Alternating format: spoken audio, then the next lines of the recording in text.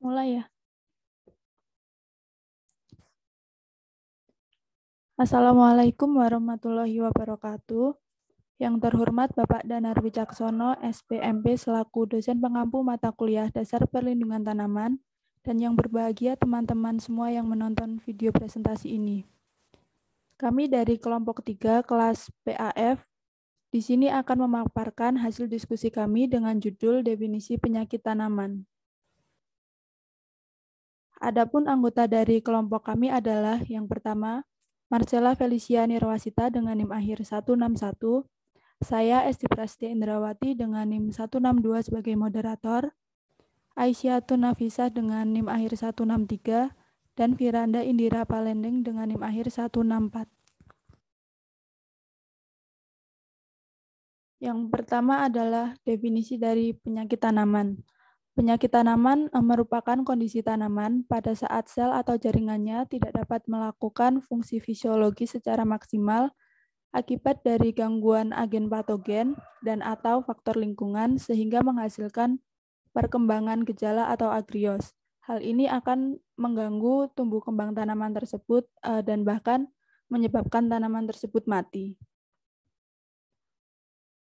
Secara umum, penyebab tanaman sakit dibagi menjadi dua, yaitu faktor biotik dan faktor lingkungan atau abiotik.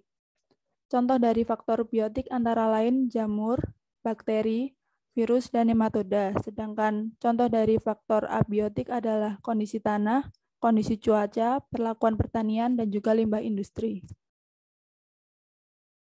Selanjutnya akan dijelaskan oleh teman saya, Firanda.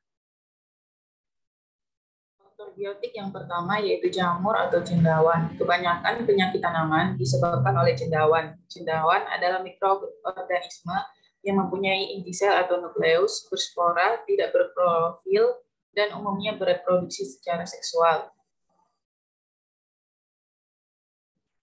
Yang kedua ada bakteri. Bakteri merupakan mikroorganisme bersel satu atau uniseluler, reproduksi secara seksual dan membela diri, tidak mempunyai inti sel atau prokariotik. Bakteri patogen tanaman umumnya berbentuk batang dengan panjang sekitar 3 mikrometer dan lebar 1 mikrometer. Yang ketiga ada virus dan viroid. Virus maupun viroid tidak berupa sel tetapi berupa partikel hidup yang ultramikroskopis. Virus disusun oleh asam nukleat, yaitu DNA dan RNA, dan selubung protein atau kapsid. Viroid hanya disusun oleh asam nukleat tanpa kapsid. Merupakan patogen obligat dan ditularkan oleh vektor, bersifat non-persisten, semi-persisten, persisten, atau terbawa stilet, sirkulatif, propagatif. Yang keempat ada nematoda. Nematoda yang berbentuk seperti belut mempunyai spesies-spesies yang dapat memarasi tanaman.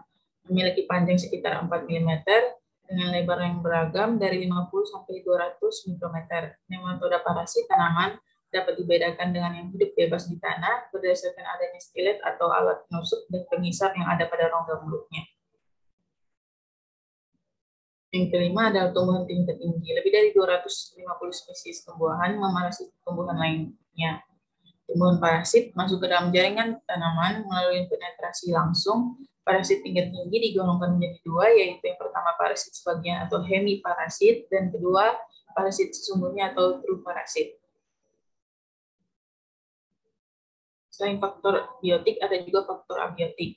Faktor abiotik menyebabkan penyimpangan pada tanaman yang bersifat non-parasit, berupa kelebihan unsur hara, kekurangan unsur hara, dan keadaan lingkungan yang ekstrim.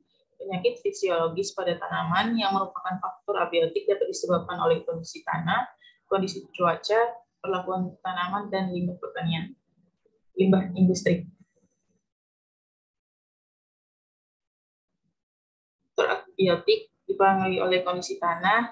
Yang pertama ada unsur hara pada tanah yang kekurangan NPK dapat menjadi penyebab timbulnya penyakit tanaman. Selain itu unsur mikro atau defisiensi unsur hara juga berpengaruh. Yang kedua ada unsur struktur tanah berpengaruh terhadap aerasi kandungan air dan penetrasi akar. Yang ketiga ada keasaman tanah.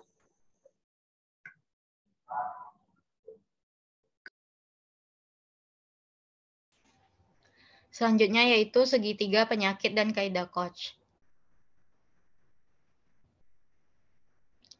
Segitiga penyakit menggambarkan fenomena penyakit tanaman sebagai ruang interior sebuah segitiga dengan 3 faktor penting, yaitu inang yang rentan, lingkungan yang menguntungkan untuk penyakit, dan patogen. Pada simpul, dari konsep segitiga penyakit, penyakit dapat timbul dan berkembang apabila ada interaksi antara tanaman rentan dengan patogen yang virulen pada lingkungan yang mendukung pertumbuhan patogen atau lingkungan yang kurang sesuai untuk tanaman. Faktor pendukung penyakit tanaman, yaitu ada tanaman inang, patogen, lingkungan. Terjadi suatu penyakit paling sedikit diperlukan 3 faktor yang mendukung, yaitu tanaman inang atau host, penyebab penyakit atau patogen, dan faktor lingkungan. Tanaman inang. Pengaruh tanaman inang terhadap timbulnya suatu penyakit tergantung dari jenis tanaman inang, kerentanan tanaman, bentuk dan tingkat pertumbuhan, struktur dan kerapatan populasi, kesehatan tanaman, dan ketahanan inang. Tanaman inang dapat dibedakan menjadi beberapa jenis, yaitu yang pertama tanaman inang rentan, tanaman inang resisten, tanaman inang toleran, tanaman inang sekunder, tanaman inang primer, tanaman inang alternatif, dan terakhir tanaman inang perantara. Patogen. Patogen adalah organisme hidup yang mayoritas bersifat mikro dan mampu menimbulkan penyakit pada tumbuhan. Pengaruh komponen patogen dalam timbulnya penyakit sangat tergantung pada kehadiran patogen, jumlah populasi patogen, kemampuan patogen untuk menimbulkan penyakit yaitu berupa kemampuan menginfeksi atau virulensi, dan kemampuan menyerang tanaman inang atau agresivitas, kemampuan adaptasi patogen, penyebaran, ketahanan hidup, dan kemampuan berkembang biak patogen. Mikroorganisme tersebut antara lain yaitu seperti fungi, bakteri, virus, nematoda, mycoplasma, spiruloplasma, dan rickettsia. Faktor patogen yang mempengaruhi perkembangan epidemi yaitu yang pertama ada tingkat virulensi, yang kedua jumlah inokulum dekat inang, yang ketiga jenis reproduksi patogen, yang keempat ekologi patogen, dan yang terakhir yaitu cara penyebaran patogen. Lingkungan. Faktor lingkungan yang dapat memberikan pengaruh terhadap timbulnya suatu penyakit dapat berupa suhu udara, intensitas dan lama curah hujan, intensitas dan lama embun, suhu tanah, kandungan air tanah, kesuburan tanah, kandungan bahan organik, angin, api, pencemaran air.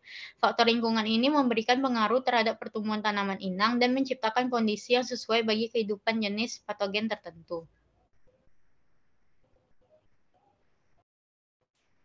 Faktor lingkungan yang mempengaruhi perkembangan epidemi yang pertama yaitu ada kelembapan, kedua suhu, ketiga pengaruh praktik budidaya, dan tindakan pengendalian manusia, yang keempat yaitu pemilihan ukuran dan persiapan.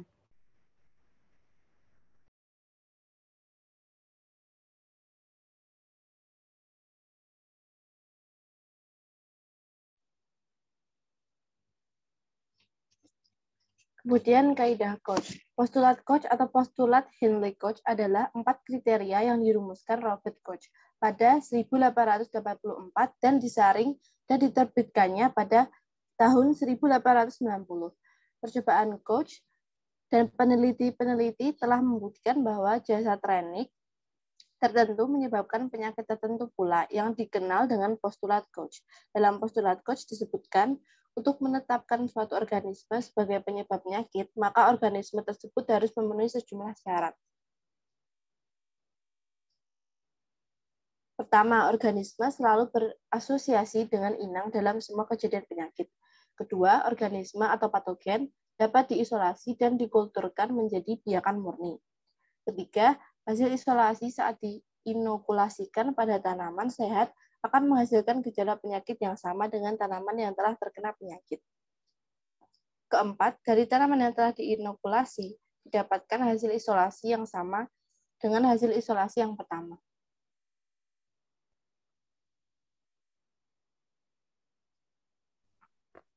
Demikian tadi yang dapat kelompok 3 sampaikan. Banyak kurang dan lebihnya kami mohon maaf. Wassalamualaikum warahmatullahi wabarakatuh.